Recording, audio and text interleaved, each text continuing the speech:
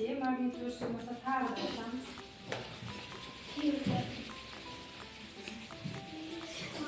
Bir-birine tiydi mi? Tiydi mi? Olsa көзімізге қояйық. Энергияны көзімізге. Әділет бәріміз.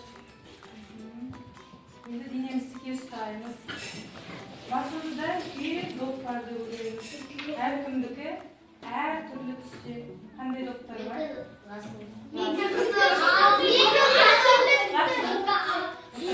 Доптар тұра алмауымыз керек.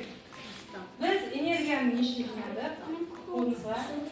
Көзімізді қаршыламай жақсы сабаққа дайын отыру үшін екен. Қазір енді мына антиципация тәсілімен мынаны кім айтып береді маған?